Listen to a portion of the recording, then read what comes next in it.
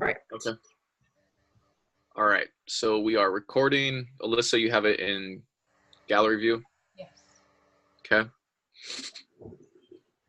She says we don't need to introduce ourselves, so we will just go right to the joke of the day. I kind of feel like mine maybe somebody already did it, but I'm not sure. What vegetables do librarians like? What? Quiet peas. Quiet peas. That's funny. Okay, I got one. How did Harry Potter get down the hill? Walking. JK, rolling.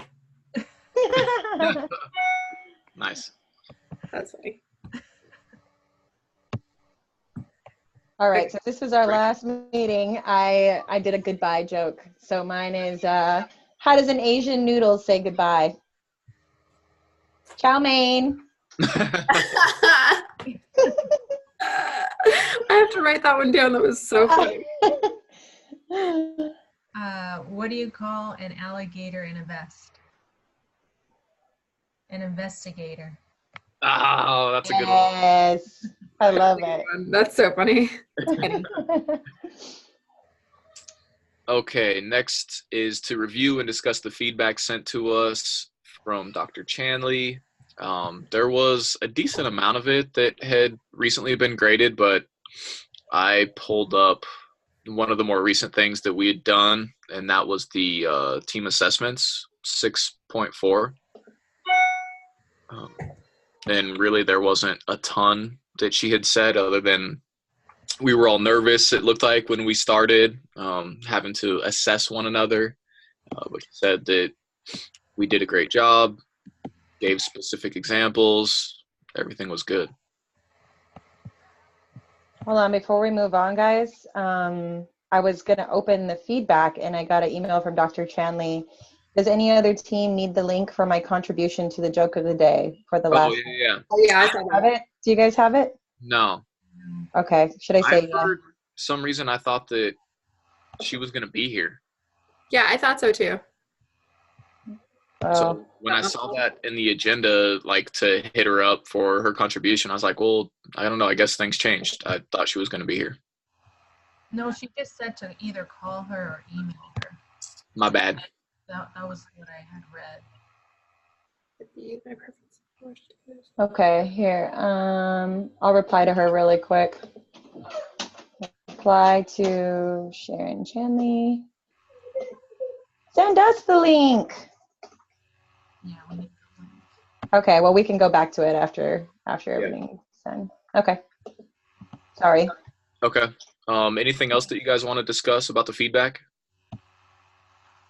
No. Nope, I don't. I'm good. Okay. All right. All right. Next is team member preparedness. Did everybody get through everything? I read everything, yes, and got through everything. Yeah, me as well. I'm good.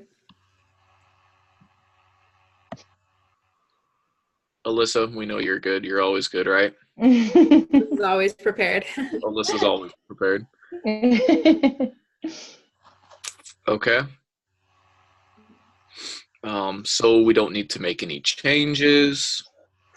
For the team building activity, I'll just go ahead and read this. Course evaluations are important for a variety of reasons. They provide the instructor with some feedback on his or her role as an instructor, on strengths and areas to improve on in the course. They provide administration, supervisors, colleagues with feedback on the performance of teachers that can impact promotions, rehiring, merit raises, etc. But with average response ratings being so low, the feedback isn't very helpful and can actually be hurtful unless most of the students complete them. What can I do to encourage you all to fill out the course evaluations for this course? I'll start. I said extra credit. I had one class where that was like 5 points or, nothing crazy, but that was enough for me to go in and take the time to fill out the course evaluation. Yeah, that's pretty much the same for myself. Like, I just think that, not that I won't do it for Dr. Chanley just because she was great, But I think another class for sure. If they like entice me with some like just a couple points, not a crazy amount of points, or like something redeemable. So Yeah, that's what I said too. I said to encourage others, just offer a few points of extra credit, and then they can send you a screenshot of the submitted screen for points. Yeah. To be sure that other people did it.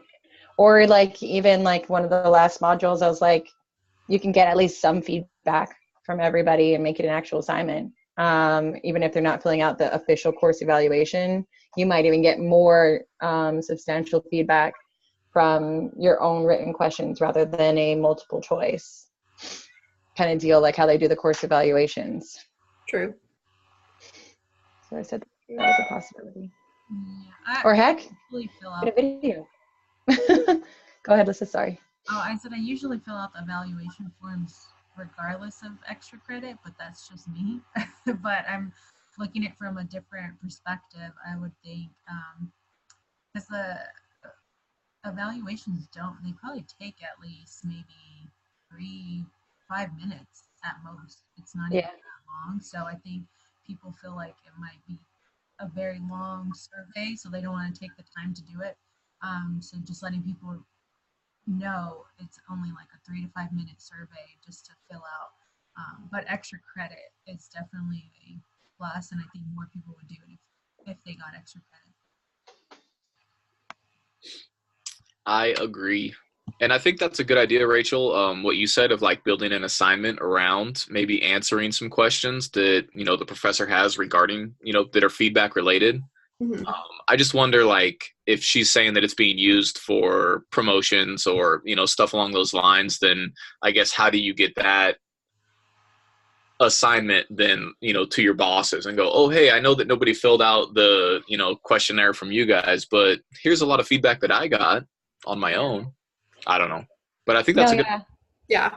Like I agree. The other, like another way that you can do about it, like for instance, A&M, everyone's got a lot of school pride, so they get entered into like a sweepstakes for doing some kind of thing. So if it was like at a higher level, you could even do like, hey, you get a free ASU ring, or whatever. If you get entered into a sweepstakes or something less expensive, I guess. $5 gift card to Chick-fil-A. Heck, I'd fill it out for a $5 gift card to Chick-fil-A. Yeah, like the more evaluations you do, like the more your name gets entered in to like this. Yeah. Yeah. I'm on Alyssa's side though. I do them anyway, but I just consider it as part of the course. Yeah. So yeah. Okay. Now we will move into the prompts for Module 7. So I guess we'll start with the case study, and it says to discuss the case study from the assigned readings and follow the embedded instructions. So I guess I'll just go down kind of to the first section of this where we brainstorm, or what do you guys think? Yeah. So I think. Yeah. Okay. So the first thing is, as a group, brainstorm about different strategies for coping with the BERT problem. List as many possibilities you can think of in 10 minutes. Be persistent. You should be able to come up with at least 20 ideas, not necessarily all good ideas. Should I start a timer for 10 minutes and then we can just all kind of like shout out what we have written down? Or yeah, I mean, I think that I'm sorry. I'm thinking about like really funny things to say, which aren't exactly like serious, but I should be. I know, but it's like as many ideas as possible. They don't have to be good ideas, right? So I'm just like, thinking of all the things we could do to Bert, and it's making me laugh out loud. But yeah, I have some serious ones written down. Yeah, that's a good idea, Chelsea. Okay, I'm starting now. Okay. All right, so let's just say what we got, I guess. Or list of different strategies for coping with the BERT problem. My first, are we seeing out loud? Are we going for it? Yeah, I would say just go. And then Okay. My first suggestion was for the team to sit down on a serious note and to create a team charter to deal with the conflict, just based off of what we learned I was like, if there's an issue and you can kind of do it, approach it passively by just suggesting that, hey, we're having some issues and we should create a charter to learn how to discuss those issues. And then that way, maybe Bert could give some input on the actual consequence of the action, and maybe it'll help him to perform a little better. Yeah, I mean, I just put something like kind of give them as little duties as possible, because it says on their team that they have to work as a team and they appoint points on working as a team. So maybe just like get together and just like the three of them that are like the good, I guess, ones, and just see which ones or which duties they can give Bert that are super easy stuff, basically, and then like have him get the points for that, basically. So it'll be like super small points, but they'll get that teamwork point for themselves. That's something I put down. Do you want to go next? I mean, I definitely think like that the problem has to be addressed, right? I mean, I think step one is at the first assignment, right, that they worked on together or whatever the project was, and that he didn't do his fair share. That, you know, I think that you have to address it early on. And I feel like at some point in that particular situation, it reminded me of what Rachel's husband had told us about, where he was working in a group and somebody wasn't pulling their weight. And so he had submitted her assignment kind of separately from everybody else's. I feel like you have to involve, you know, I was trying to relate it like to work, right? And at some point you have to escalate the issue to your boss or to the professor, especially in that situation. And it's like, look, we're all being graded on this. I understand that we have to work as a team. We have, you know, we started with trying to deal with this conflict from the first assignment where Bert didn't pull his weight. We've addressed it in, you know, this way and this way and this way, and it still isn't working. Can we have, you know, less of a workload and ditch Bert from our team? Or there's got to be some way, you know, to handle it that way. Yeah, I think just addressing it and talking to the individual specifically and letting him know, hey, this is a team project. You need to, you know, pull your weight at the same time, or we'll have to go to the professor. I mean, you know, that's kind of an idea that I was thinking about. If the individual doesn't want to change, then you have to go to like upper level, somebody that can actually handle it, and talk to them. And if you don't do your work, you're not going to get a good grade. But then at the same time, it's from the case study, it sounds like he doesn't care about his grade. So it's like, well, let's do the project without him, and then let the professor know he didn't do anything, so let him fail.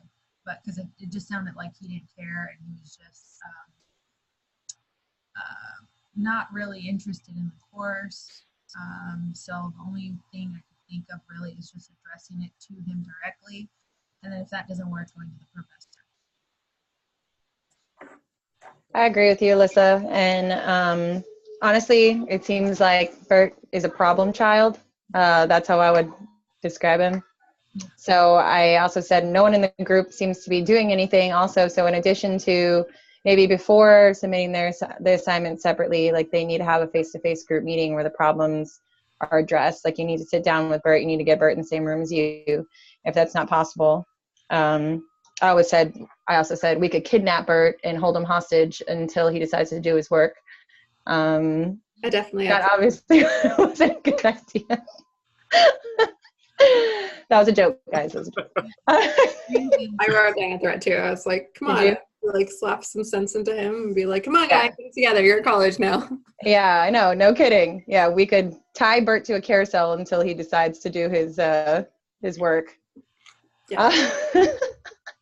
I also said we could include group reviews into the grading policy. So, you know, like whatever we rate him on will be like at the end of the thing. So that way, and suggest that to the professor. So that way, you know, our reviews are more heavily weighted than the actual work that he did. I said decrease team size. Diffuse the group. If he doesn't feel like there's anything that he needs to do, maybe he needs more to do. But then again, he could just be lazy, like how Alyssa said. Yeah. I was thinking about it too, like, what if we had somebody like that in our group that just like didn't participate, like, and stuff, like, I don't even know what we would do at that point. I mean, I know what we do because it's on a charter, but like at first, like the first couple meetings, we'd be like, what? Like, why aren't you participating? I don't know. I've never seen something like that or like heard a case like that, I guess, in real life. So everyone I know goes to school and actually has to pay for it. So Yeah. you're wasting your time. Yeah. And in real life context, it would be you're fired, find a new job. Like you're not contributing to this team and you obviously don't want to. So good luck to you. And I think that's another thing is to just Fire Bert. Fire Bye, Bert. Bert. Bye, Bert. Bye, Bert. Bert's gone. See you later, alligator. Yeah, that's all I got. Yeah, I mean, there really isn't much that you can, like, I don't know, there's not like a ton of ideas. There probably is like a handful of ideas that you could do for him. But unfortunately, there's just their work ethic. You could sit him down and with him. And, Intervention. yeah, and then, or also, I don't know, go to his house and have the meeting. That's something that, you know, hey, since you can't meet us, we'll go to your house. And, Sure. you know, then there'll be no excuse. You're here, so you don't have to leave, and we can just go to your house and watch you do your work. Or, I don't know what else to say about that whole Bert issue as far as that goes. Because if somebody doesn't want to work, then how can you make them work? Can't Yeah. be like born with like the work ethic. And you can talk to them and tell them, I need you to do this, and that. But if they don't care about their work, then they're just, I mean, they're just pretty much there. Just, hey, I'm just here. Like, that's something I was just talking about my manager right now, about all the people that I work with. There's a lot of people that are just there. I'm just here just to get my paycheck. I don't care about anything else. How do you make that person work? Yeah. You have to open it up, make it more personal. Mhm. Yeah, I like that. I like making it more personal. But I don't know. I always just revert back to that Bert's an adult and Bert needs to figure his stuff out.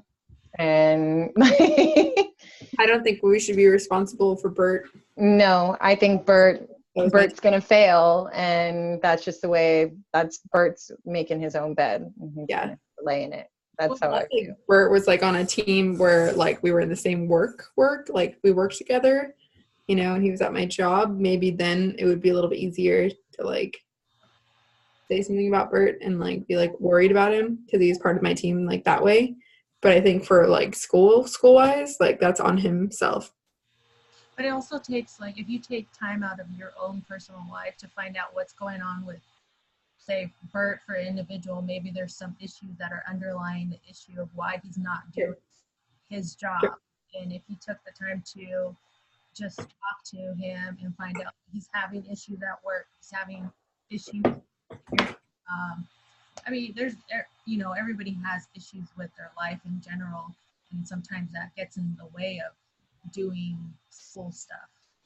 So I think being, you know, a leader and just going to that person individually and just find out, hey, are you okay? Is there something I can do to help you to get to where you need to get to, instead of just, hey, that's Bert's issue, I don't care. You know, try to take it into a sense of, you're my teammate, so I should care. Yeah, I think that you're totally onto something, and that kind of reaching out to him and, you know, making it more personal and letting him know that everybody in the team cares, and trying to break it down and look, man, we need you. Like, we need everybody to be firing on all cylinders for this team to be successful. What, you know, what do we got to do to get you more involved in this? You're a piece of the puzzle. We need you. Agreed. Okay, timer stopped. We're at 10 minutes. Okay. That's what you guys think. Now we need to agree on what our consensus was about the top strategy. What recommendation would you make to Dr. Spock about Bert? Keep in mind that successful teamwork is graded part of this design project.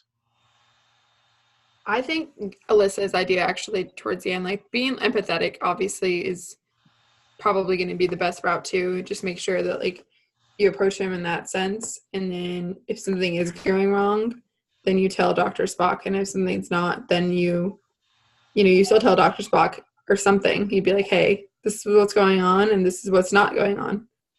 We need to fix it somehow, some way, because we're going to get graded on our teamwork. And if we're getting graded on our teamwork and one of our teammates just does not care about teamwork, then you can't default us for that. So that was my choice. It was Alyssa's choice.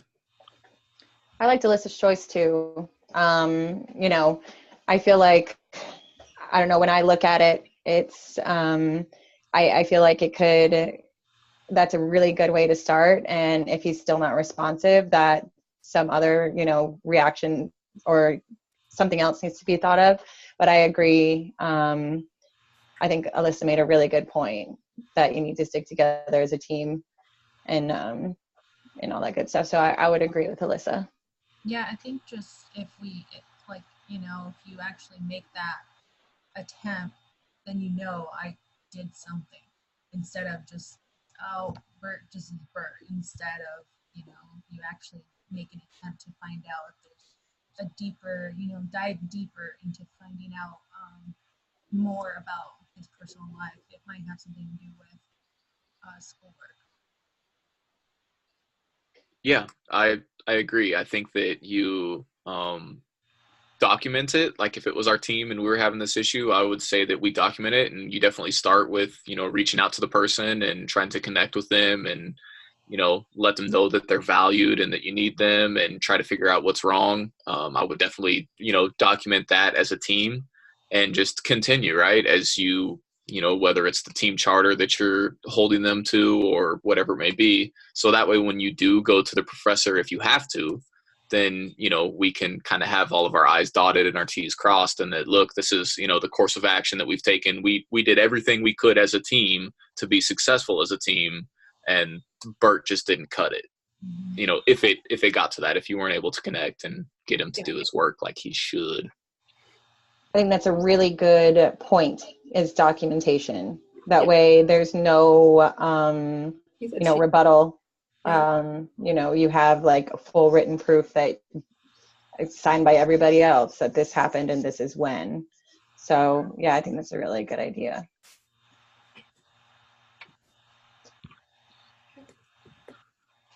Okay.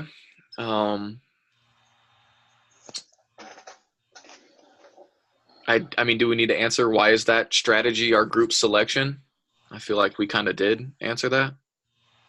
I think it's the most like empathetic and like humane way too. I didn't really take into consideration like Bert's feelings or anything until Alyssa made that point. I know.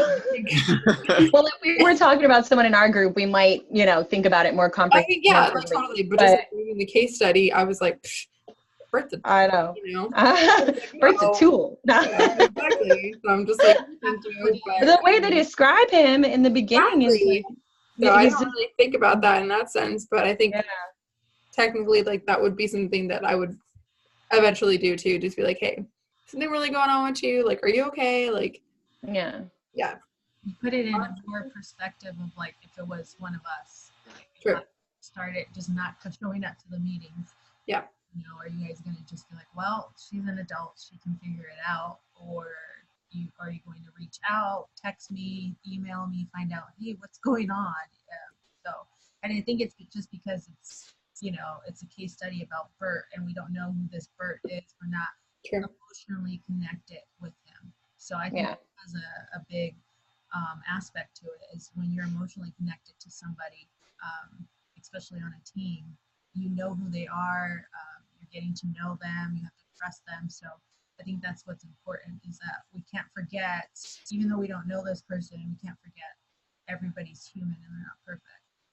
I agree. Totally agree. That's our why. Go, Alyssa. Love it. Yeah. Yeah, I did a huge meeting with my manager about just a lot of stuff. So I'm like, I think I'm still in the Starbucks mode of conversation.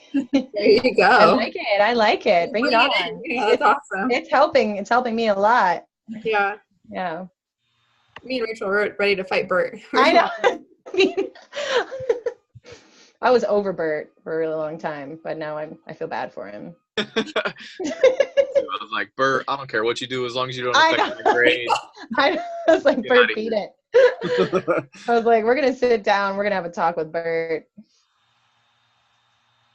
Okay. The next perspective, we will look at it from the position of Dr. Spock. In addition to teaching chemical engineering, she is also trying to instill in her students some elements of teamwork. She knows that all groups everywhere have a Bert to some extent. Her opinion is that you've got to deal with the circumstances such as they are. Changing the circumstances isn't always possible.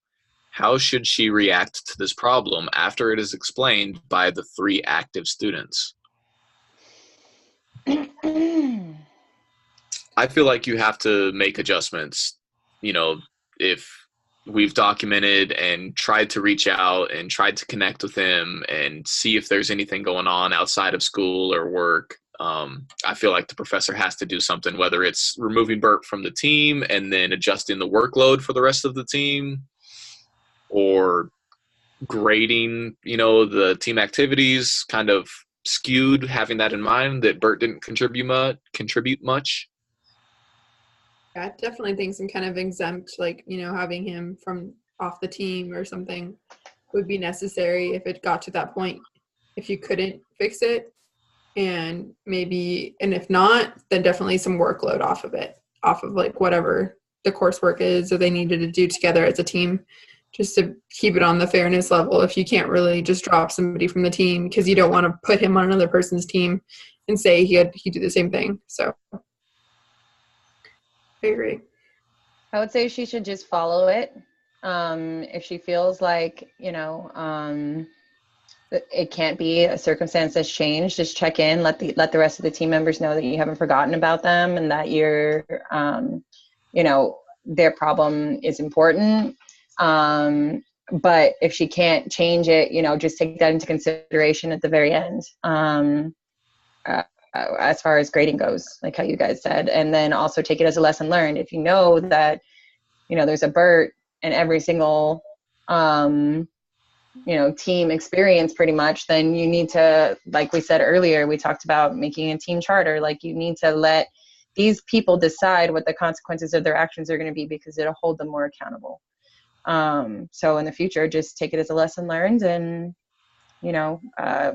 design the class differently or to improve it next time. I agree with the charter. I think that should be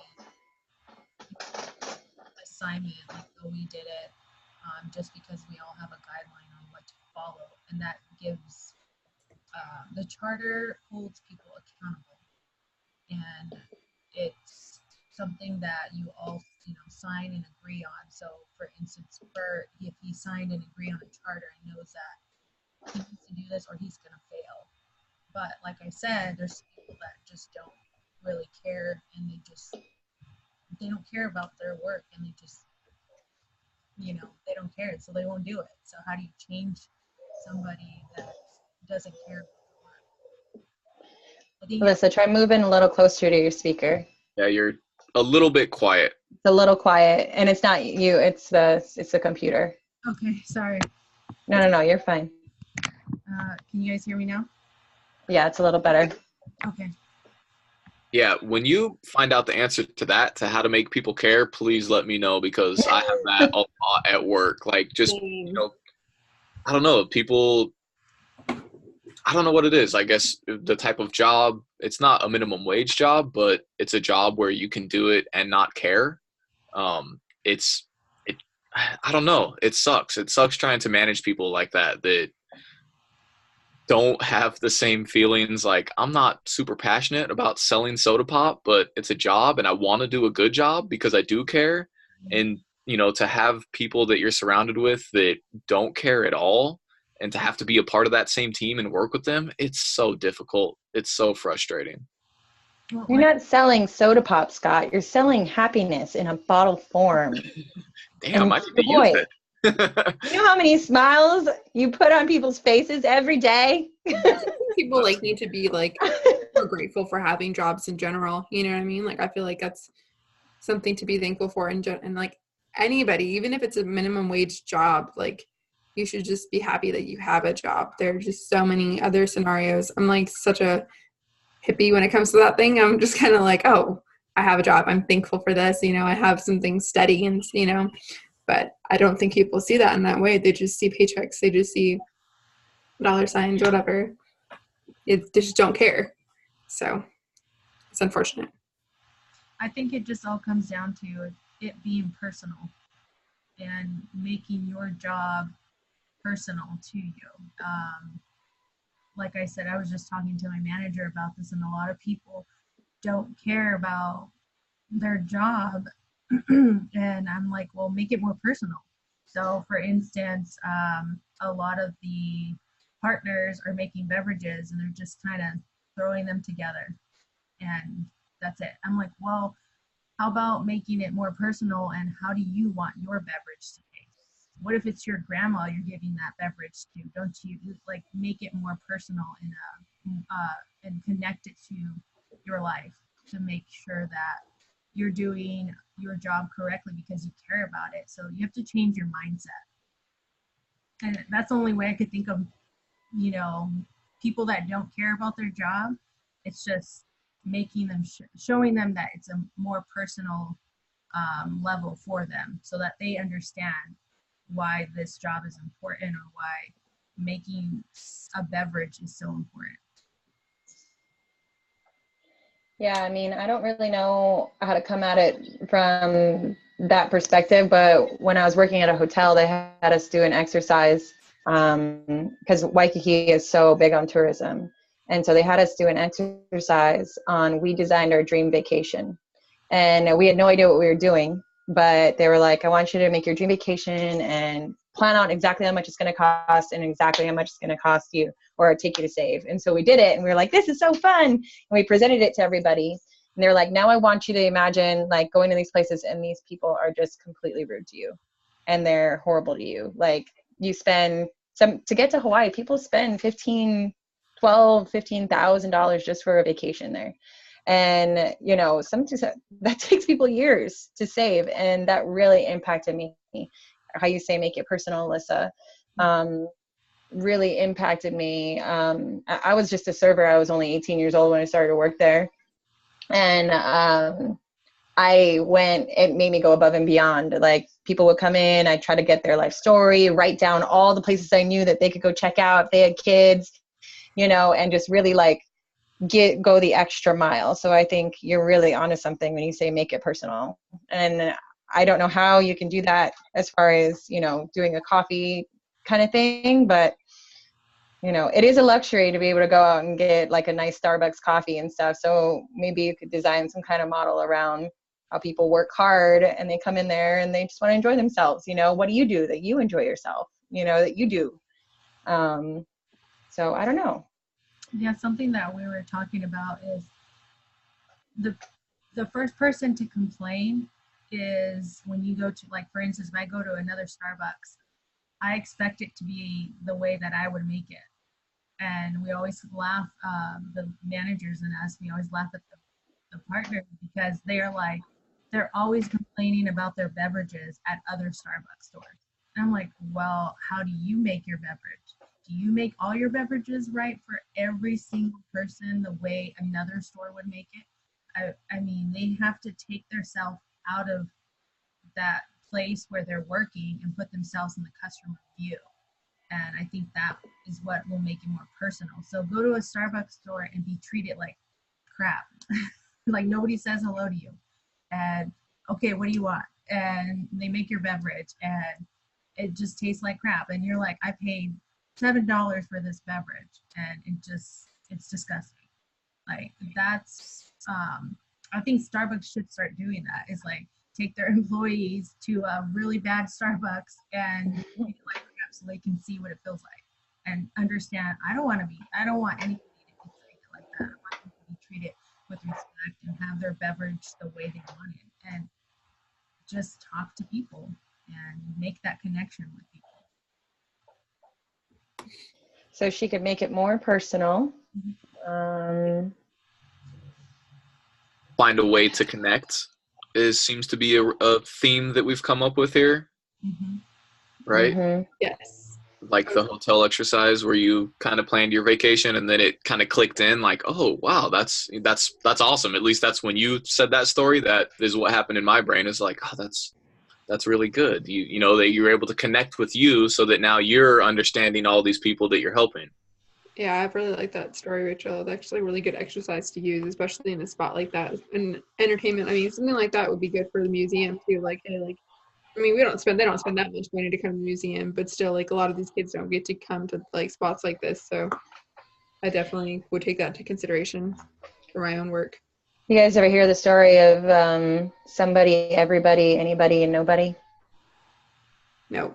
It's a really good one to look up. If you just Google those, it'll pop up. But it's a story, and I've been reading it since I was a kid because it was plastered on my chiropractor's wall.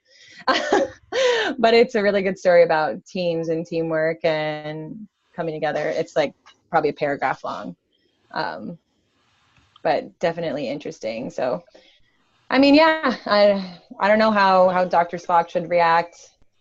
If it was our group, I would expect her to do something. But yeah, she'd have to take it into her own hands, I suppose.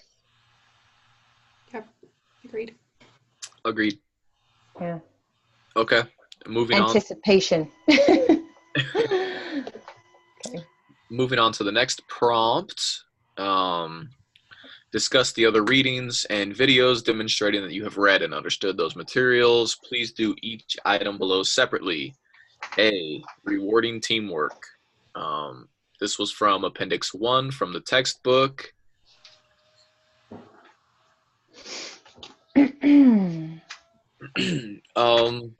For me, I thought that it was interesting. They talked about how pay can affect how you work as a team.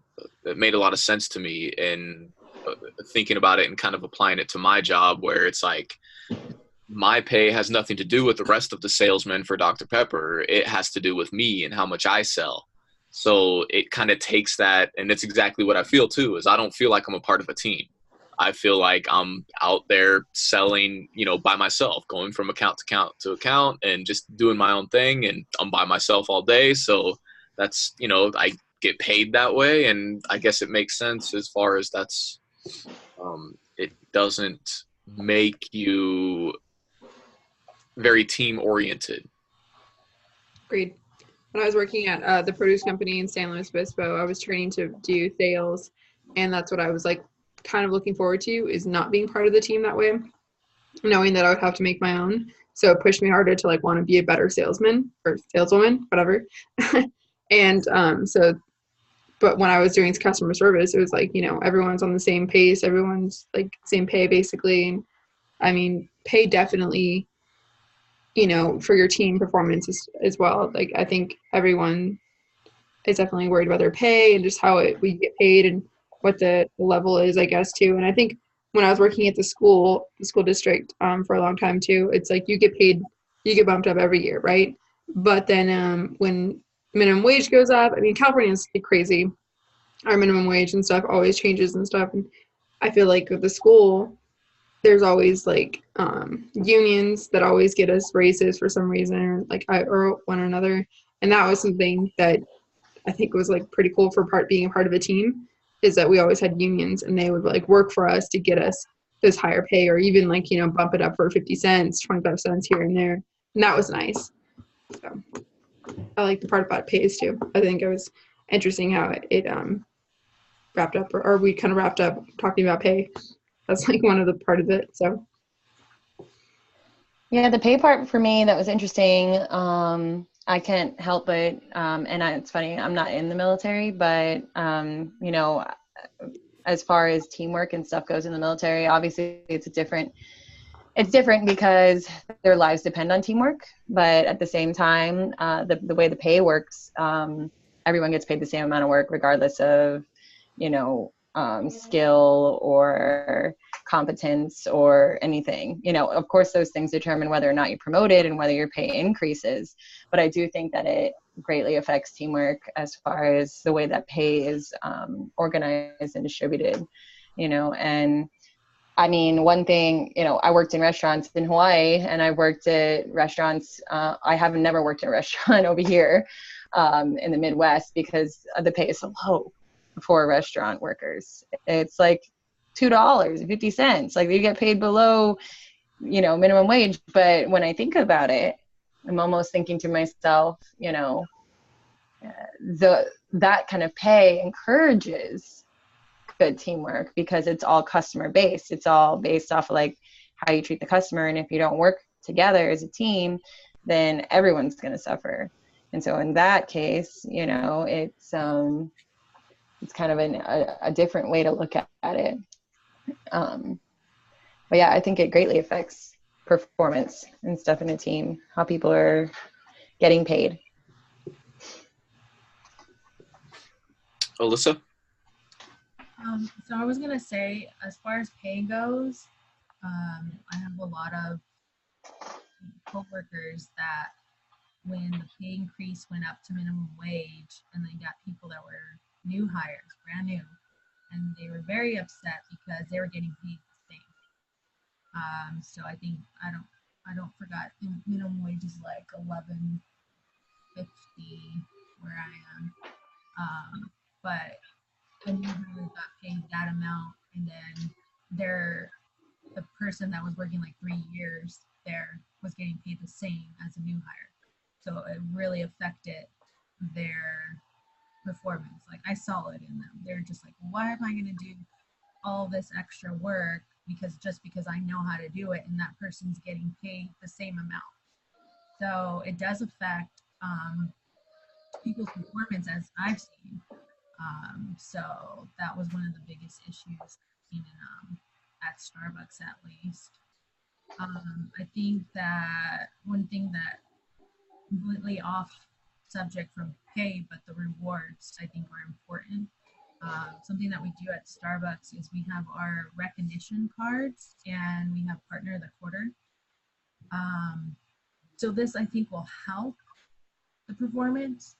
Something recognition cards we have is just everybody writes a little card and puts it in their slot, and just kind of recognizing them for that day. I think doing that type of recognize will increase performance, and then, you know, just saying, hey, you did a good job today, will uplift people. And then we have partner of the quarter.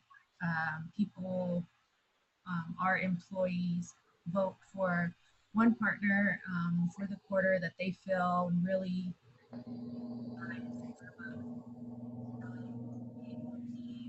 Wait, Lisa. Well, Can't yeah, hear your speaker went out really quickly.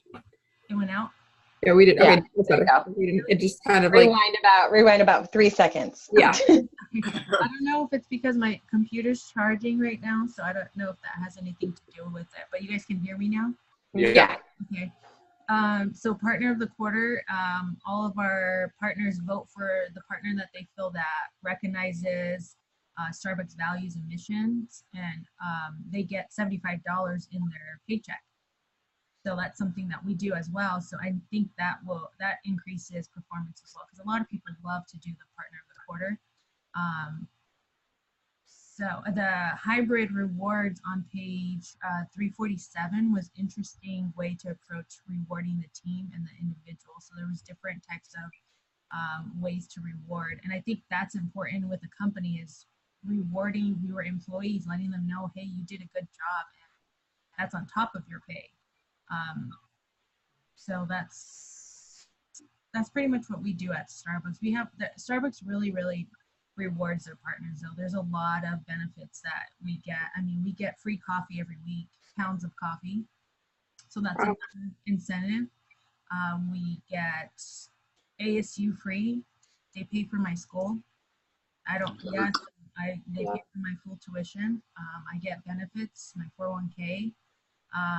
So a company that really puts back into their employees, the employees will show their work and their performance. I mean, they helped me when my husband was shot. They gave me $1,000 just to help me pay for my rent because I was Wow. for a whole month. That's crazy. So they, like stuff like that. Like I really appreciate this company and what they have done for me. So just working for a company that really appreciates you, you'll put the work back into it and you'll show, hey, I really like my job. Yeah, I used to get free groceries from the produce company, but $1,000 is a lot nicer for rent and stuff. I would have definitely been like, Yeah, Yes. it's called the Cup Fund. So Oh, what it is employees that work with Starbucks can donate, like say they make a purchase of a coffee beverage. At the end of the transaction, it asks if you want to donate to the Cup Fund, which is just like 30 cents, 25 cents, whatever it is to make your full amount a whole dollar. And that money goes towards any partner in crisis. So if they have a car issue, their car broke down and they can't get to work, all you have to do is write a letter to the corporate and let them know what's going on with your life, and they'll donate a certain amount to you. wow. What a good company. It's awesome. That's really cool. Yeah. Although it kind of scares me that even with a company that it sounds like it's so great and there's so many benefits, you're still struggling with people not caring at work. No, Yeah. seriously. Right? Exactly. And it's because they don't use those benefits. Like I've used so many benefits with Starbucks. Like I have my insurance with them. I'm going to ASU. I get my coffees all the time. I've had the Cup Fund that's helped me out a lot. So I think it's because they don't take advantage of what's there for them. So they don't know that, like the Cup Fund, a lot of people don't know about it. And so it's just the people that do know about it, we need to share our knowledge and let everybody know this company really cares about you. And just because the customer is being rude to you, you should be rude back. Just put a smile on your face and go on with your life. That's it. I think that's a great way to reach out and establish that personal connection, how you were talking about earlier, and kind of resolving that dilemma is to, if they don't already know, like tell them your story and how Starbucks is there for you and how it's changed your life and how you don't know what life is going to bring you. Like you don't know, tomorrow is a new day. You don't know what's going to happen, but that company had your back and they'll have theirs and they'll have yours. So give it your best, do your best, and good things are only going to come from it. So that could be a good way to tie that personal connection back. I also really like that recognition part. That was a huge part of, when I was doing the family readiness group, just doing something small, like how I talked about writing handwritten notes rather than typing an email. And also just like, we used to make certificates because we didn't have a lot of money, it was like nothing at all, barely any money at all. But you recognize people in front of everybody, and just kind of like let them know that they're appreciated, their time's appreciated.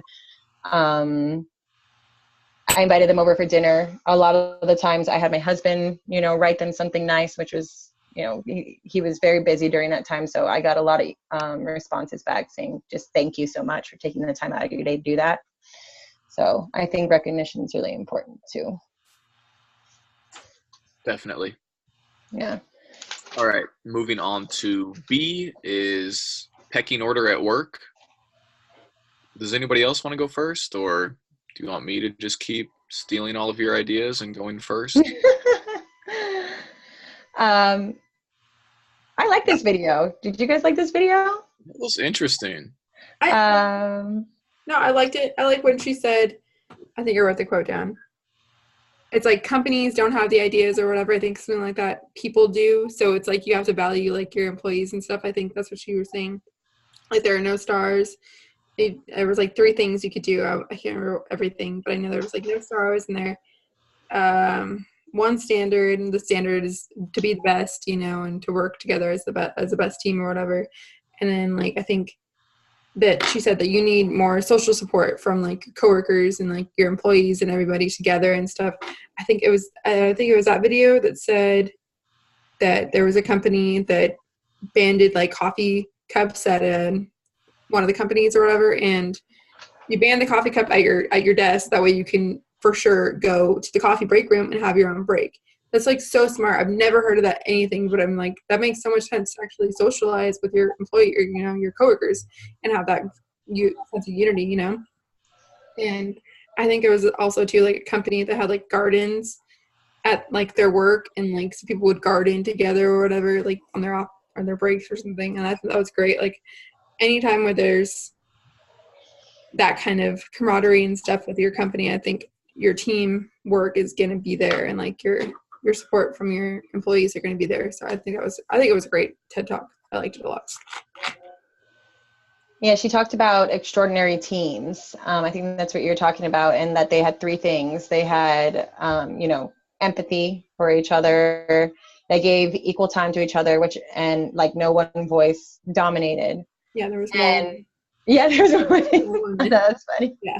And probably because, she was like, probably because, there was more empathy, and women are, classically more empathetic.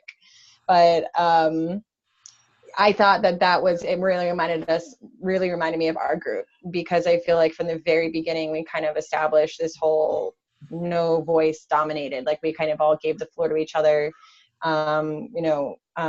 encouraged everyone to talk. And so I was like, hey, that's awesome. We're an extraordinary team in my eyes, I also liked how she talked about helpfulness, and reaching out to helpful people. I know I could work on that a lot.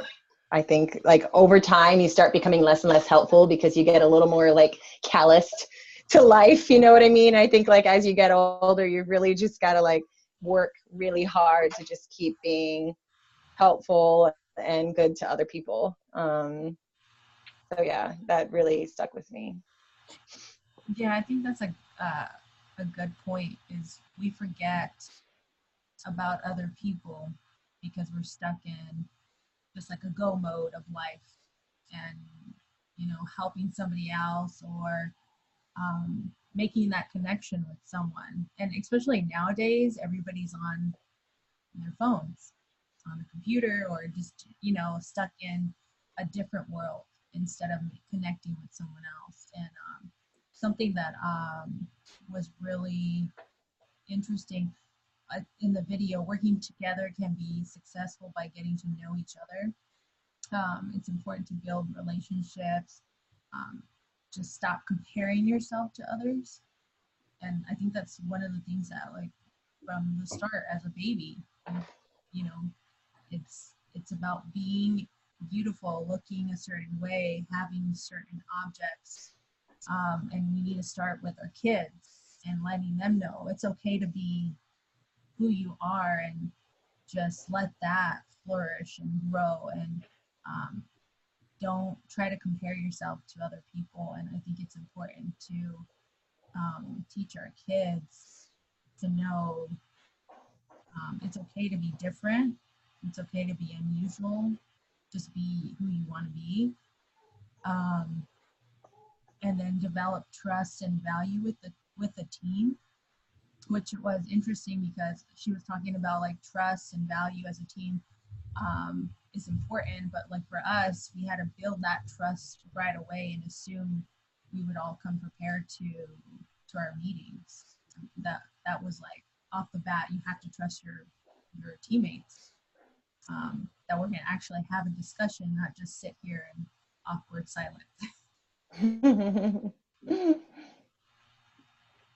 I kind of almost wanted to play like devil's advocate with this. I liked it. I thought the TED Talk was awesome. Some of the things that she pointed out of like what was against the super chickens, or having the super group, the super chickens as she called it. Aggression, dysfunction, and waste were a couple things that she pointed out are negatives of the super group. But I kind of thought, I feel like we're all probably above average as far as like students go at ASU. And I think about like sports, like for the NBA, like the Golden State Warriors, they have this team right now that is just insane. Like they're so good, and they have 3 of like the best basketball players in the NBA are all on the same team. And like that can cause, with egos and stuff like that, right? They don't play very well, they don't get along, but they are totally the opposite. Like they just dominate to the point where people are like, this isn't fair. You shouldn't be allowed to create this super team. So I think that there are instances, and I think that our group could be one of them, where like as long as people have the right mindset and when they're going into something like this, I think that a super group can work. Everybody just has to be understanding and right all the stuff that you guys pointed out, like that we started with in the charter, that nobody was going to dominate the group. It's a group. We're all going to, participate together and come up with ideas and stuff like that. Like, I don't know necessarily that the super group is always going to end up that way of it being a negative thing. But obviously I'm guessing that more times than not that they kind of self-destruct and the chickens eat each other or peck at each other or whatever it was, end up killing each other because it is, right? I mean, work is definitely like, I'm trying to do better than you are. Like that's my goal. I want to climb the ladder. So I don't know. I think that's great. That's a good way. I'm sorry. No, go ahead, Chelsea. Go ahead. I just think that's a great way to look at it too. I mean, like I'm thinking it into like a nerd perspective, like, Justice League, like you can't have one of the greatest superheroes like team together, but they're definitely egos, but they're good. Like they work together. It works all perfect, and so I don't know. I guess that's like the entire time we were talking about that, I was thinking about like just the nerdiest things possible, like Justice League and the Avengers. I was like, they work together, they're fine. So sorry. No. I think that's awesome, and I think that's a really good point. And that you're right. Super chickens can work together and like get a lot done. It's just a matter of honoring those initial things that she talked about. You can have a bunch of awesome chickens that lay a whole bunch of eggs, and they're like work together as long as they're kind to each other and they're helpful to each other. And I mean, for instance, like I don't even yes, this was for this class, like the Boeing people. He probably took like the best janitor and the best marketer and the best engineer and the best this and that, but they all were helpful to each other in some way, shape, or form. You don't want a bunch of Berts on one team. Otherwise, what are you going to do? You're not going to get anything done. So you need people who are like, who are really good, I would say, and who have a really strong sense of purpose and resonate a lot with the vision and values of the organization. But I do think, yes, I think super chickens could totally work. I'm glad you brought that up. Way to be the devil's advocate. You were the challenger of the meeting. Way to go. We are super chickens. We're super chickens. Can we be the Avengers instead? Because I really like Chelsea's analogy. Chelsea's like, oh yeah, there was that one episode where Batman did work with Robin. That's right. Sorry, my mind is on the end game right now, so I'm thinking all else I can think about right now. That's awesome. Okay, that was cool. Okay, and the last of kind of this little ABC is nonverbal language.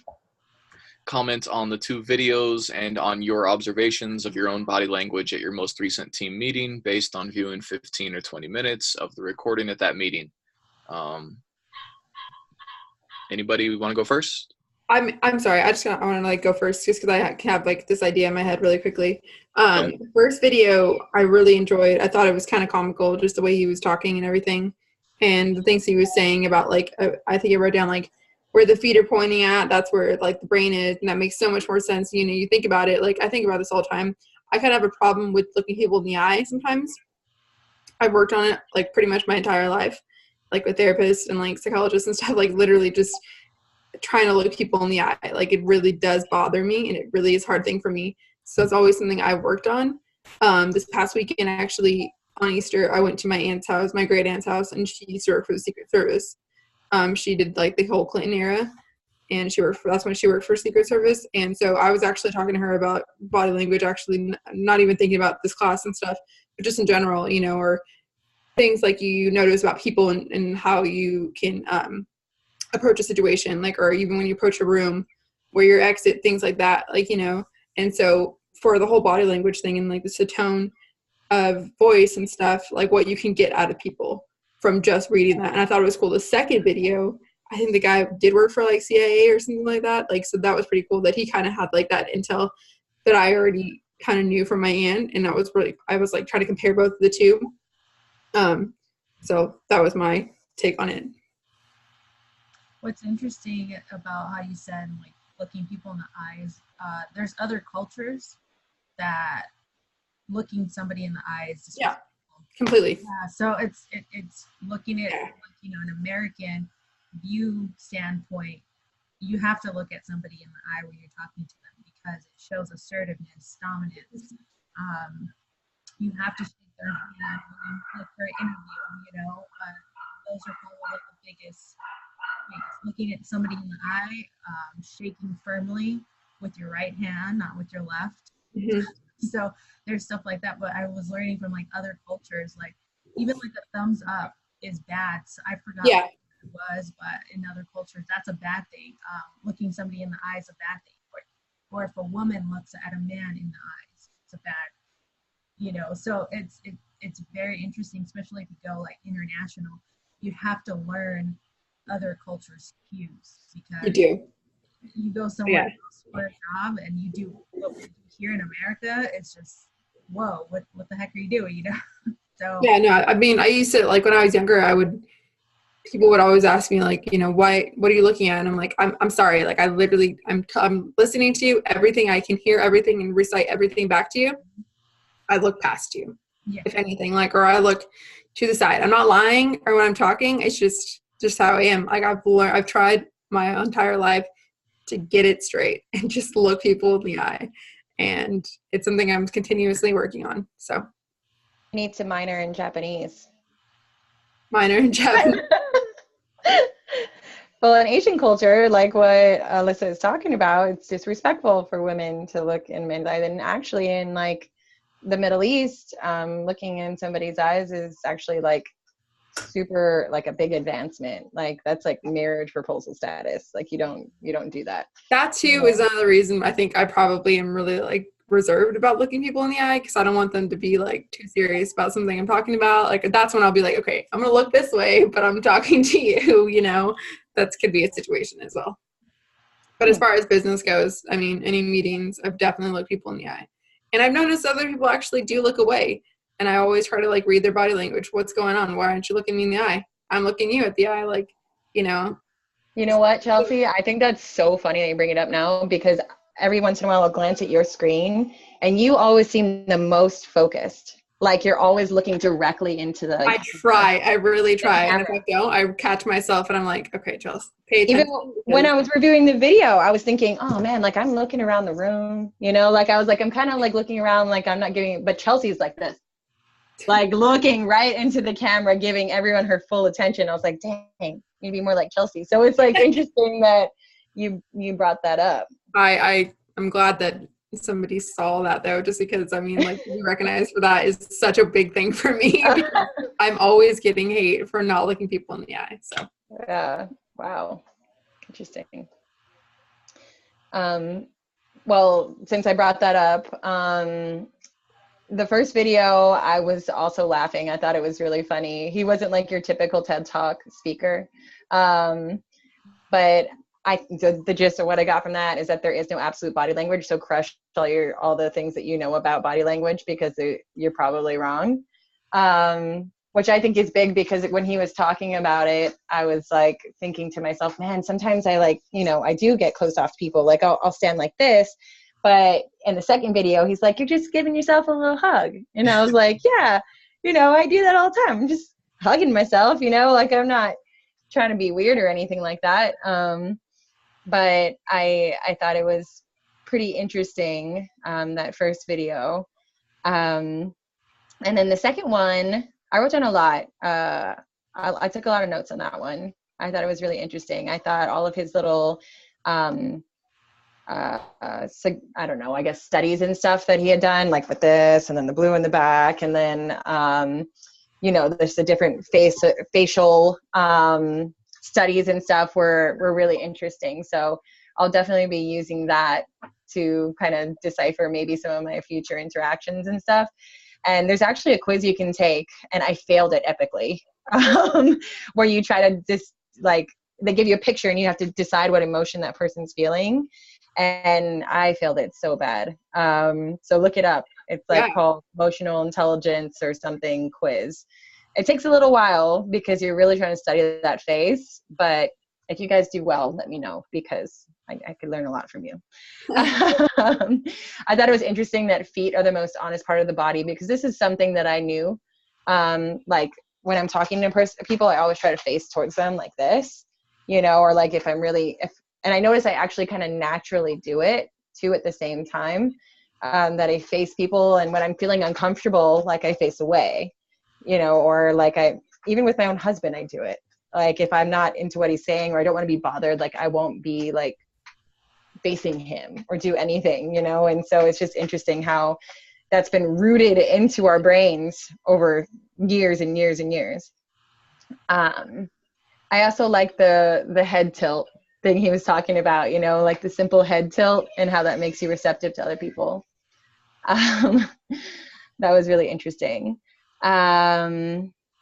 As far as the videos of me, I pretty much said it when we moved on to Chelsea. I was like, man, like I really need to just kind of, I remember that meeting though. I wish it was in that video. That was the meeting. I was like, man, guys, it's been a rough day.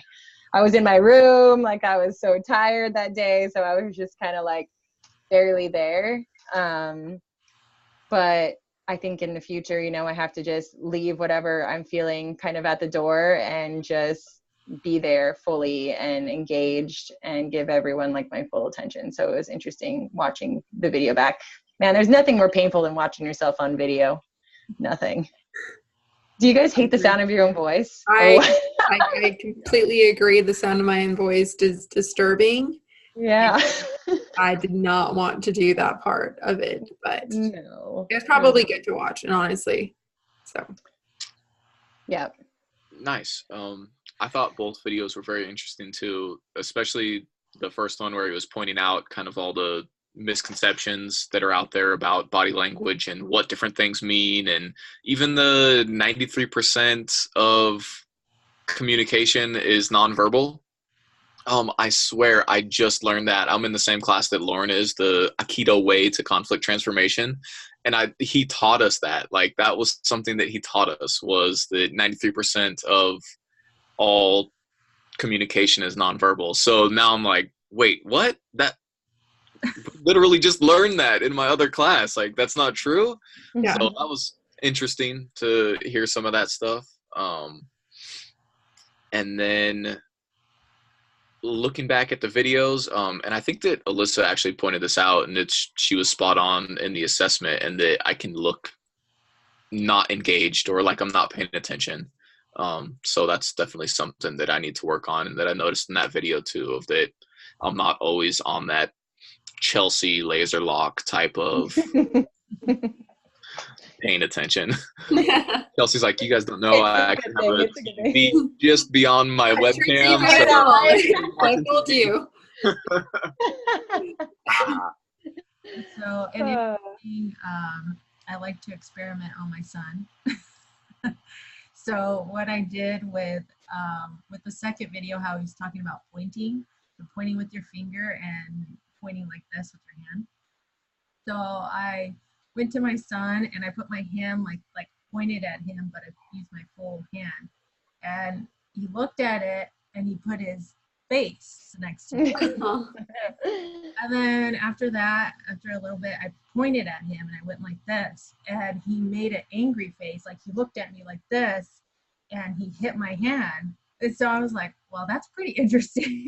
So like, I mean, I just like to see it from like, you know, because kids know, like I like to experiment and see like, okay, well, let me try it out on my son and see what'll happen. So, you know, the finger pointing was very angry for him. And he's like, what are you doing? Like, you know, right away. And then when I had my meeting today with my manager and the tilting of the head, I was like, okay, let me try it. So I did that, and it's spot on. She did the same thing.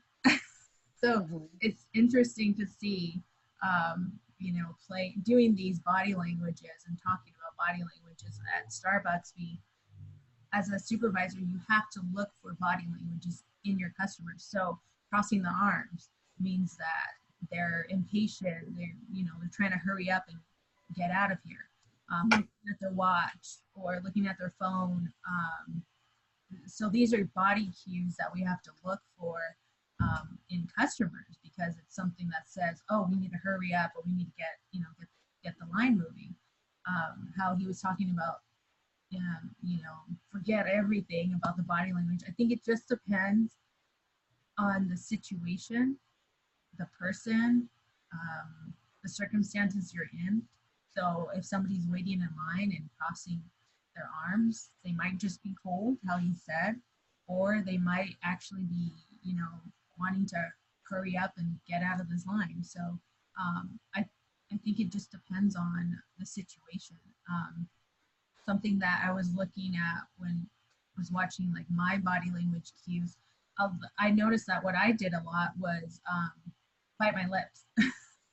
So how he said, like, we suck our thumbs. So I said, oh, okay, I guess that's a way of like comfort. Or I know something that I do a lot is I play with my hair. So I just kind of like, I'm always going like this. So that's another cue. It's like a comfort, trying to comfort myself in situations that I'm uncomfortable in.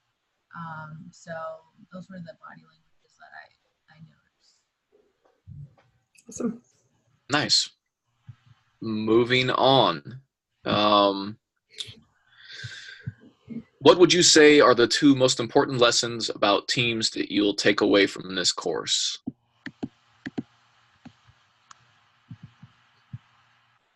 I just said, sorry, go ahead. I was just going to fill in that awkward silence. Go ahead. So from chapter 3, leading teams, leading versus management, I think that was super important. From the book, people don't want to manage, they want to be led. On page 52, because you can develop great teams when people are being led instead of managed. I don't think people want to be micromanaged. They want to see a vision. They want to see the leader having a vision and going towards that same vision. I think being a leader, showing people like what you care about. Like, I really care about Starbucks and what I'm doing. So I like to show people that by my work and why it's important to me. So I think leading teams as a leader and not as a manager was important. Another important lesson was team communication. I think is important, because without communication, you have no team. The team would fail without good communication. So I think that's also important going forward, is creating an environment where everyone can communicate with you as a leader and understand that they can come to you with any issues, problems, concerns, and using communication a big tool.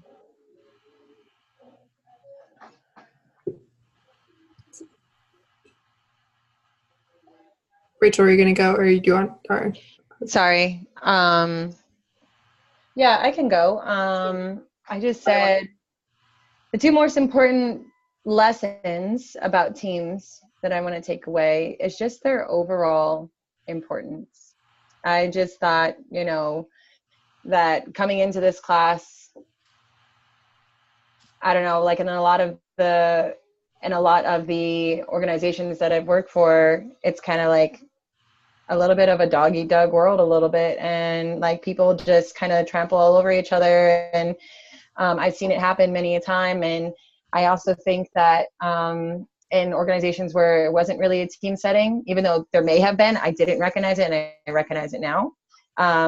So I just think that the whole idea of the importance of teamwork really stuck with me. That everyone is important and contributes in their own way to bring value to the team. So also just recognizing everyone's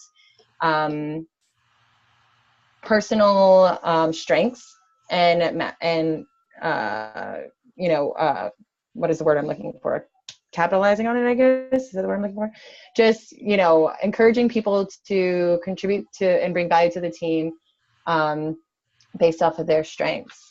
I really like the nonverbal communication video. I know that was like really recent, but I really like the videos, and I really think I'm going to be using that later on, just changing my nonverbal communication, studying other people's nonverbal communication, and just using it to create a better work environment and just learn more about people. Chelsea?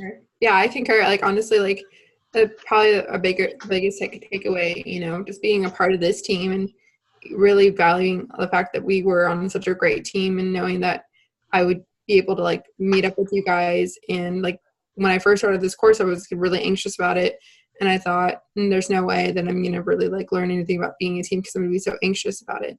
But honestly, working together and communicating the way we did, and like the communication was such a key factor in our success, I feel like.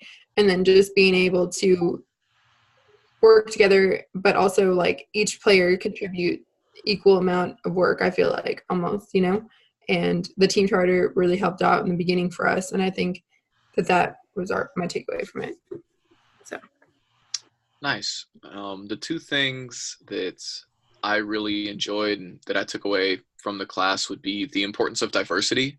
And for me, that was also kind of like breaking down diversity, in that it's not just, skin color or where you're from, it's age, it's, there's a lot under that diversity umbrella. So to me, that was something that I had never realized before, just how important it is.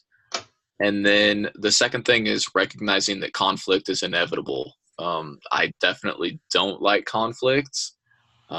It's something that I need to get better at dealing with and handling, but it's good to know that there's no way around it. You know that it's going to happen, and you just have to create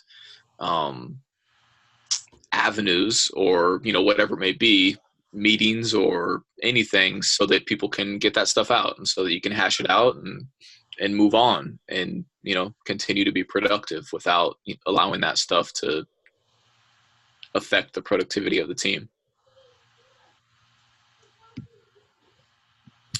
All right, on to the next one. Do you guys want me to read all of that, or we've all read it, we know what we're talking about? Yeah. Okay, cool. So she just wants our feedback regarding the challenge with this course. I don't know. I guess I feel like if people aren't following directions, then, there's should be some kind of rubric of, everything has some kind of value. And if it's introductions are, something that is very important. I thought she could see our names, because when we get in here, I thought so too. That was my. I see all of your names are associated with your picture box. Yeah. So I guess I didn't realize the importance of saying our name, but if it's worth 5 points, and if in meeting number 1 we didn't do it and we got docked 5 points, I'm pretty sure going into meeting number 2 we would all address that and go, all right, look, I don't want to miss another 5 points, so we need to introduce ourselves. There's no way around it. And that's a great idea. Same thing with people not following the directions. I don't know. I guess I just feel like it's not her being mean or, by grading you down or marking you down. I understand that she wants everybody to excel, but there are people who are going to try to take advantage of the system or your kindness, which I feel like I've had happen to me before, as a supervisor. You try to be fair and nice and, treat everybody equally and with respect, and being nice doesn't always get you to where you want to be. So sometimes you have to be a jerk and say, look, these are the rules. I felt like everything was really clear in all the assignments and the directions and everything like that. So I don't know. I do as well. I feel like everything was very fair, and like the values that she everything that she put out in the beginning, you should have been able to read it and understand this is what her class was about. this is how it runs. You know, at the beginning, we were all going to do our own agendas, and she switched it over real quick and started doing all the agendas for us, which was like a huge, like, probably weight lifted off a lot of our shoulders, you know? So I just think that at the end of the day, everyone should have just been able to read it. Like, that's all you had to do is just read it. I mean, yeah, there was a couple of times where we didn't, you know, say our names or anything. And that could be a thing at the end of the day. Like, okay, maybe dock 5 points. When we were in elementary school, you didn't put your paper on your homework, you didn't get points for it, you know? So it's like, that's something simple that you could be like, hey, you didn't get the points because you didn't put your name. Something super simple you won't forget next time. So I really like Scott's idea about a rubric. I think that could have been really beneficial, like on the agenda, you know, instead of saying, like, if you need it to be spoon fed to you, you know, even though we're all in our late 20s, you know, you could be like, you know, facilitator reads the instructions word for word as displayed on the module 7 in Canvas, or whatever, you know, if you need that, instead of something that says, you know, go over the directions for module 7, you know, but I think a rubric accompanying it would be great. Like 5 points, clearly read all of the directions from beginning to end. 3 points, read all the directions, but not all of them, you know, or, you know, as far as the discussion portion, student read, you know, their response, and then at least 2 people chimed in and with a response, you know, conversation, like, was it like this kind of stuff, you know, and that way it's just a little bit more broken down if it was an issue and a big one. But I agree with you guys. I thought that the instructions were clear enough, and I thought that she really bent over backwards to kind of help us out in every way possible. So yeah, that would be my only suggestion. I would agree with you guys about a rubric. One recommendation that I think would help is, like, in the beginning of the class or before we even take it, is show us these type of videos. Like, what are we expecting, like, from previous class members, you know, like, show us a good meeting, what they did. And I think if I watched, like, one of these meetings before I actually went into the class, I'd be like, oh, okay, it makes sense. It doesn't look too bad. It doesn't look too daunting. Like, I think watching a video of what she expects of a meeting to look like would help. I think, and then, like Scott said too, just more, you know, marking down points if we don't say our names, because I didn't know about, like I said, I thought the names were displayed for her. So letting everyone know, hey, your names aren't displayed for me, so you have to say your name.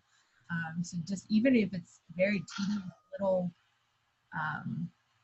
talks, just letting everybody know, hey, I can't see this, I don't understand this part. So just asking questions. But I think watching a video in the beginning of the course probably would have given me, like, a more broader aspect of what to expect. Or even, like, when you first log on, if saying your name's an issue, like, just make it a norm. Like, when you first log on, hey, Rachel's here, you know, or a roll call or something like that. You know, facilitator does a roll call. You know, just to kind of get that weird, awkward kind of everyone's throwing out their name at one time, and just kind of nip that in the bud. Mm-hmm. Nice. All great ideas. What assignment did you find the most useful? Describe the specific assignment that you found the most useful. Explain why. For me, it was the content discussions. I thought, like, this setup and us being able to actually discuss with each other while answering specific prompts, it was just awesome. I'm so tired of reading the book and then typing into a discussion post and then checking back in a couple days and responding to 2 people's discussion posts that they're not going to read because I don't go back and read them. So right? It's just like all very, all right, I get this. It's now been 3 years of read the book. People are like, oh, hey, how's school? I'm like, oh, it's great. Read the book, discussion post, respond, take a quiz, take a test. I don't know. I'm in school by myself, basically. I don't know. It's the content discussions were great. I really liked it. I completely agree. I think one thing, though, that stood out to me the most was, like, the interview assignment, just because, I mean, I thought it was great practice, just in case, like, any of us are on a virtual team one day, and, you know, we do have to do some kind of interview with somebody, or we have to have some kind of meeting with somebody of importance to us, you know, somebody we needed to talk to, and it's great practice to get that guide together, you know, get all of us on the same page on what to say to that person. And so I thought it was awesome practice, and I think that's why I found it the most useful. So.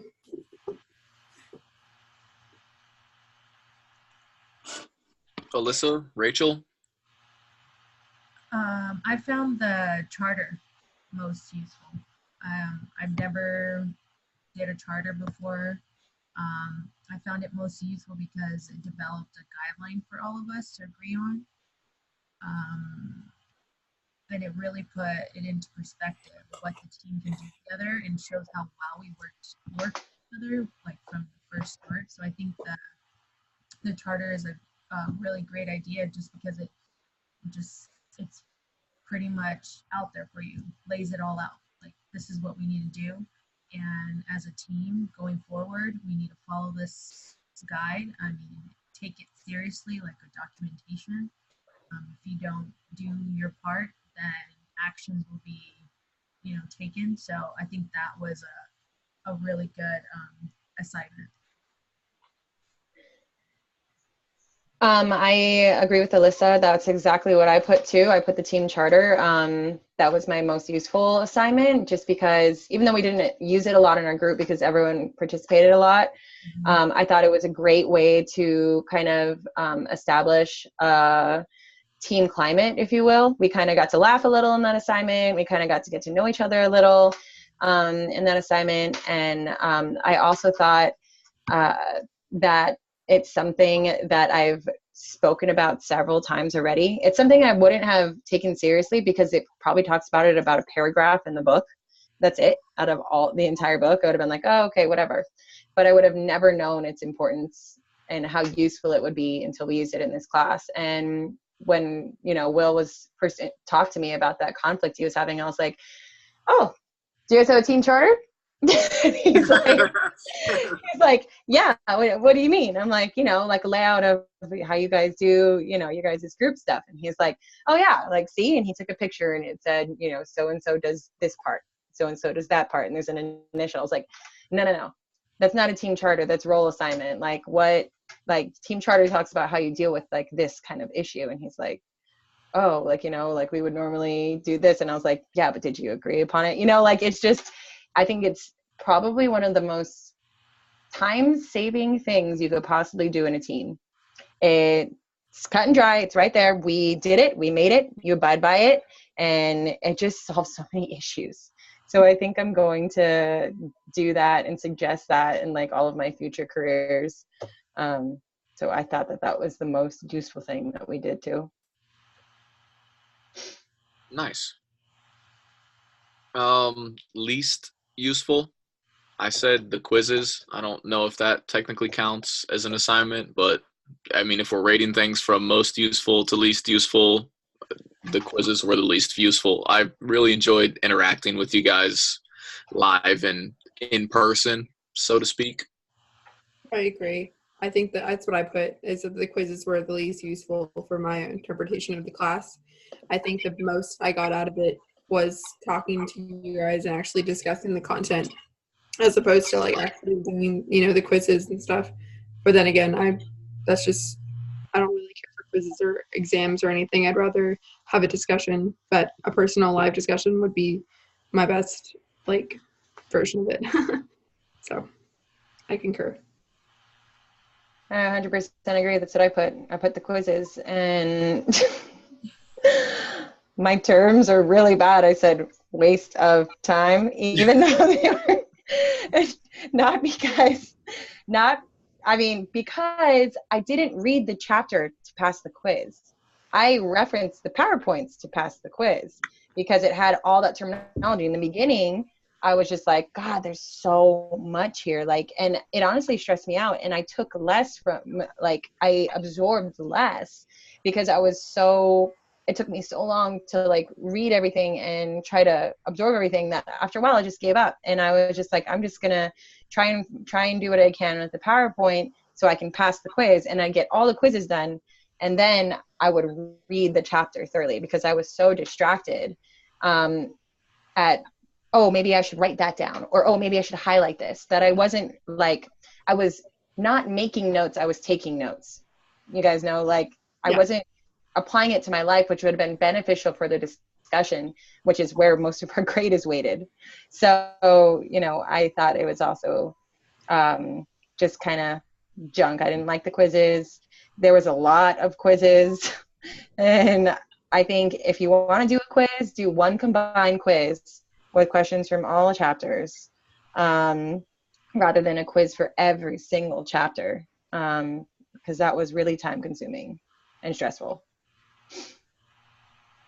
Yeah, I think the quizzes were pretty long, and then doing them for one chapter each, I think combining them together and just shortening the quizzes, because I think the quizzes show that we read the material. I'm assuming that's why the professors and all of them use them. They want to make sure all the students are taking the quizzes, but I didn't really find anything like least useful. I think enhancing the team assessments would be helpful though. Starting the assessments from the beginning, and then somewhere in the middle of the discussion, we point out areas we can improve. And at the end of the class, we can address them to see if we actually improved. I think that would be helpful as far as that, just enhancing the team assessments. All right. If you were taking this course again, knowing what you know now, what could I have told you that would have been most helpful at the beginning? I said nothing. I knew exactly what I was getting into because of her direction. I mean, I feel like she let us know. It was a few weeks before the class even started, right? Where she like sent this whole thing like, please read all of this. This is going to seem very difficult. You are going to have to work and, you know, work with each other's schedules, but trust me, it's going to be great. And I was like, oh, this is going to be terrible. But no, it's been awesome. It's by far been my favorite class. I, again, concur with you, Scott. Like, at the beginning, I was super stressed about it. And then, like, that first initial meeting after when we had Dr. Chanley and she helped me, and I called her, and then we had, like, the meeting with the Zoom person to figure out where the meeting had went, the recording went. After that interaction with her, I knew automatically this is going to be one of my favorite classes, just by her just being so helpful and just, you know, adamant knowing that it was going to be a great class. And then just after meeting everyone too, I assumed that we were going to be a great team. So. Yeah, I think the email that she sent in the beginning was really helpful. At first, it seemed like it would be too challenging, and I'm sure others, you know, everybody thought the same thing. But I just like pushed myself to take it. I was like, well, I'm already assigned to the class, so I'm just going to take it. And I think just her reassuring everyone that we can get through this is the most helpful. Yeah, I said, what could I have told you that could have been most helpful in the beginning? I think that initial meeting where she came on and introduced herself to all of us, and she like had talked about the course. I think in the beginning it would have been awesome because she's got such like an inviting personality. You know, like when you talk to her, she's so laid back, and just every question that we had, she just had such a reasonable answer and really squashed any anxiety that I had felt, you know. And I think that at the beginning, maybe if she filmed like just a 1 minute long video just about what her expectations were rather than just writing it in an email, That way, you know, she kind of sets the tone because she is a super approachable professor. Probably one of the most that I've ever interacted with. She actually answers her phone when you call, you know, and like talks to you. So I thought that that would have been really nice at the beginning. And I'm sure that this was written somewhere, but the value of the PowerPoint slides, I did not know how great they were and how much jam-packed with information they were until Chelsea told me. I kind of just assumed they were just kind of, you know, exactly what the book says, but really it's kind of a shortcut, and it helped me a lot with the quizzes, with understanding content, with finding out what was important and kind of pulling out the most important things. Like, okay, I should really focus on this or I should focus on that. So I would have liked to know that too. And probably just, I would have followed along, like pulled up a PowerPoint and followed along with the reading. I probably would have done that differently too. But otherwise, this class was awesome. Loved it. All right. If you were talking to someone getting ready to take this course in a future session, what would you tell them? I would say this is the best online class I've taken yet. Yeah, just like super simple. Just like, you know, brace yourself for something that's going to be unexpected. I think, you know, Lauren said something in our group, like it broke the expectations that he had for this class, being on this team, I think, and that pretty much is exactly what I think as well. Like, I thought I was super nervous about being on a team, a virtual team, but don't be nervous. Just be open to a new experience. That's what I have to say. Yeah, I think in the beginning of the class, it may be overwhelming because when we first started, it was a lot. Like, I mean, I looked at everything. I was like, oh my God, how are we going to finish this? But it was just like a lot to do in the beginning. So just look a lot, and it was very overwhelming. But just take it day by day, plan out your school schedule with your life, and it can be done. Make a list of what you're going to do each day. The key is coming to the meetings prepared and have all your notes with you about what you'll be saying. And if you need help, ask for help from your teammates. I think that's the key with getting through these discussions and the assignments. Yeah, I put preparing for the meetings. I would tell them kind of, you know, exactly what Alyssa said. I would tell them to have everything open, have everything ready, make notes and make them readable. Don't just like jot down the thing here or there, like actually kind of, you know, give yourself something to talk about. And prepare in advance. I also put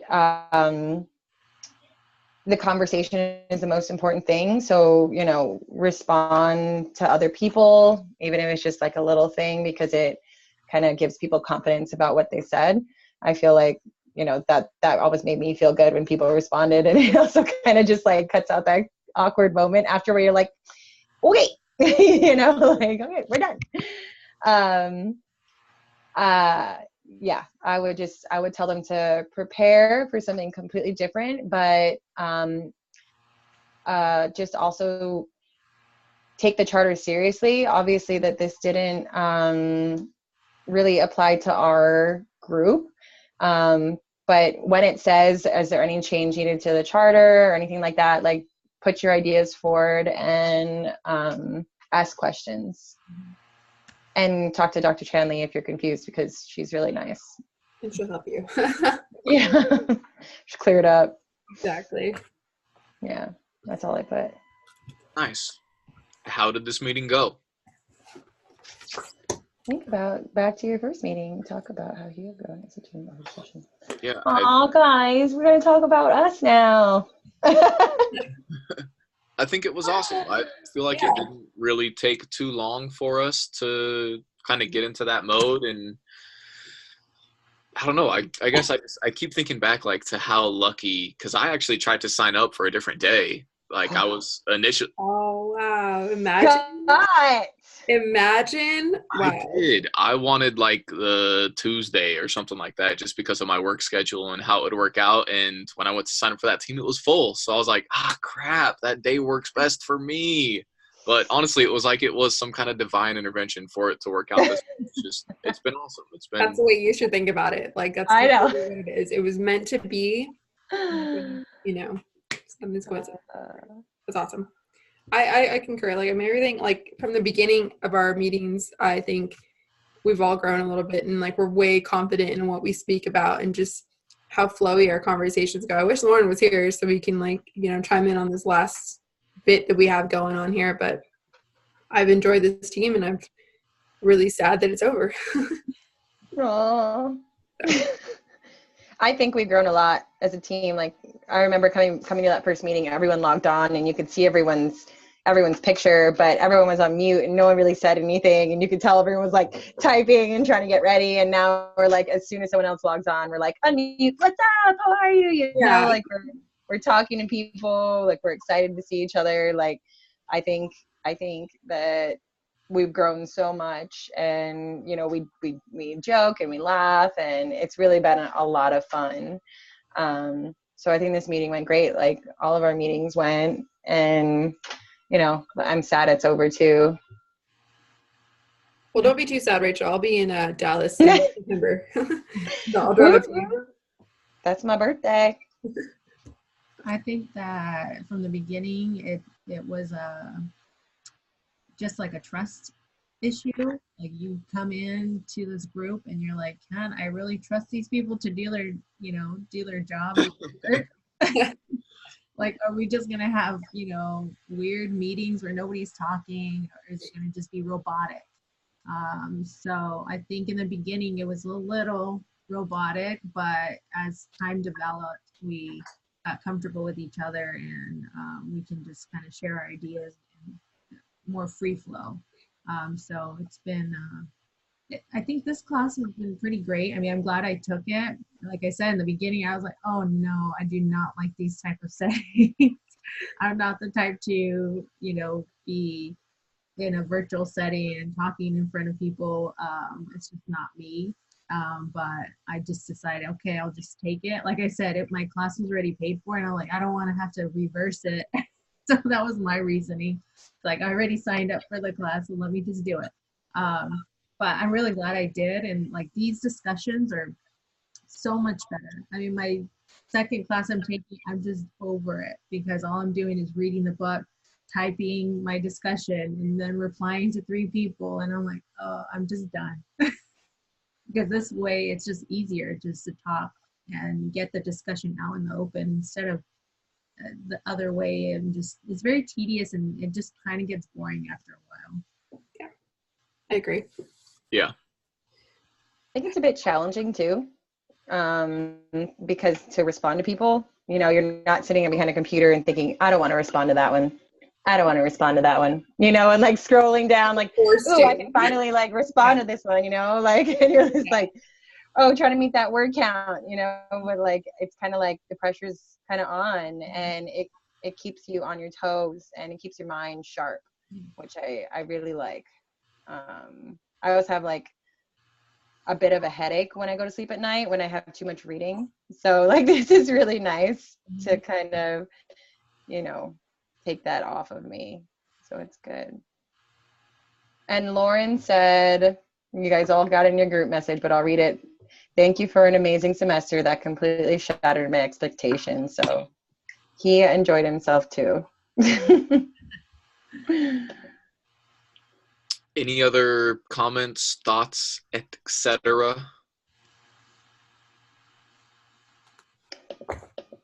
Nope. Yeah, I got nothing. I just want to say that, and I'm going to make this brief, like Abraham Lincoln. I just want to say that I'm super proud of Alyssa for speaking up and just being awesome, because even in this meeting alone, like, your comment, you speaking up, changed our whole perspective about Bert. And like, That's true. I feel like your voice is so valuable, and I'm going to text you when I'm in an ethical dilemma in my future career and be like, what would Alyssa do? Because you really got a good head on your shoulders. And, you know, I want to adopt Scott's like awesome laid back personality, you know, when it comes to that. And Chelsea, like, you're super just friendly and nice. And so I just want to thank all of you for showing me and helping me learn how to be a better leader and learning from you guys. So that's all I got to say about that. That's very nice of you. Thank you. And I think for you, it sounds like something that you're really worried about is not having a bunch of work experience and up to this point, but I don't, like, just go for it. You have a great head on your shoulders, and, you know, all the stuff that we're learning, like, I don't know. I don't think that should be something. I know that it will probably be held against you in some respects, right? When you are applying for jobs and trying to get something, like, wow, she just doesn't have a ton of work experience. I don't know, but the way that I look at it is, please, just somebody I just need one person. Our team posture, right?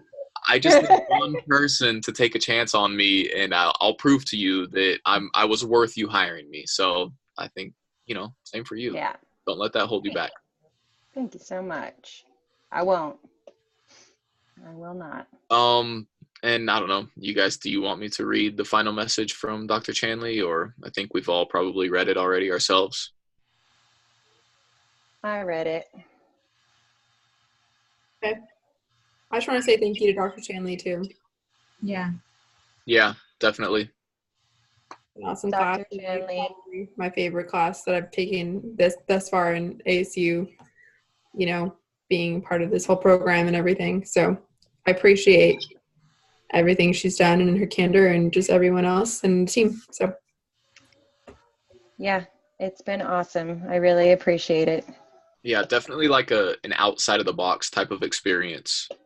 And I feel like we're learning a lot about education and how to educate and what are the best ways to learn and things like that. And it just seems like a lot of school, the systems and the way that we get taught, it's all so old school. It's also antiquated of, right? Read this, take the test. Read this, take the test. And there are better ways out there for people to learn. So I think this was kind of a step in that direction. Like, with the internet speeds, you know, kind of across the country, everybody's got pretty good access to really good internet, and it just makes something like this more possible. So it's awesome. Yep. Yeah, I just want to say thanks to everybody too. And if you guys ever want to email me or text me about questions, whatever, regarding schoolwork, work, go ahead, feel free. I'm pretty responsive. Ditto. Hit me up if you're in Texas. okay, definitely me too. You guys can reach out to me. I'm sure you guys have more years and experience in school. I mean, I'm just getting started, really, but I will definitely be reaching out if I have any questions about classes and stuff. So. Okay. Okay, guys, ready for this? End the meeting. Signing off for the last time. All right. See you guys. It's been a lot of fun. Yeah. It has been great. Okay. We'll see you Got guys Team next 4. Tuesday, 6 p.m. Yeah, seriously. We've gone like at least almost, I think it's almost like 2 hours. Good job, guys. All right. Later. All right. Bye. Bye.